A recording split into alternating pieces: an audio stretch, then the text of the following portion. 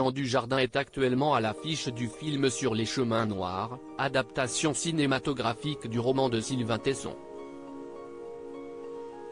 Une histoire de détermination et d'humanité, de voyage et de remise en question.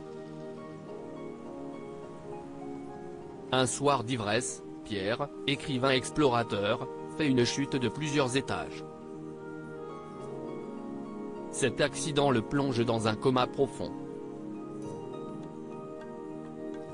Sur son lit d'hôpital, revenu à la vie, il se fait la promesse de traverser la France à pied du Mercantour au Cotentin. Un voyage unique et hors du temps à la rencontre de l'hyper-ruralité, de la beauté de la France et de la renaissance de soi, peut-on lire sur Allociné. À cette occasion, l'acteur oscarisé était l'invité de Laurent Delahousse dans 20h30 le dimanche ce 19 mars 2023. En écho au personnage complexe et évolutif qu'il incarne dans le film, le mari de Nathalie Péchala est revenu sur sa propre expérience. Partir, s'évader, s'échapper. Ça a été utile pour vous aussi, de vous retrouver dans ça?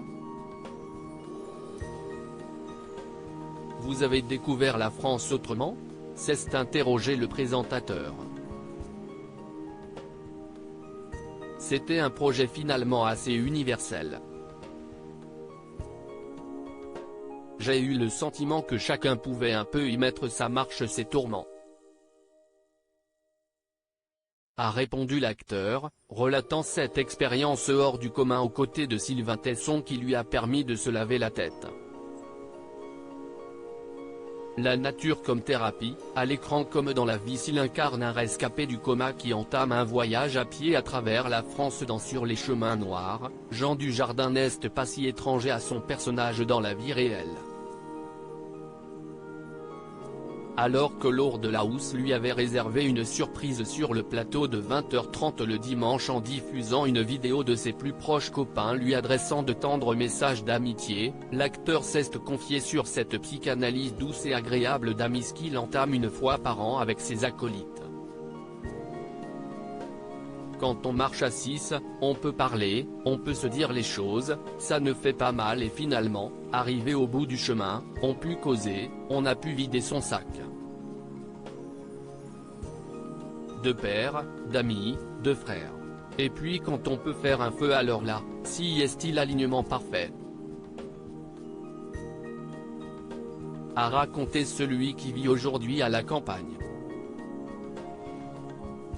Une vie à l'écart, dans les arbres, loin des tumultes du cinéma, duquel il se réjouit de faire partie, mais qu'il ne laisse jamais l'envahir.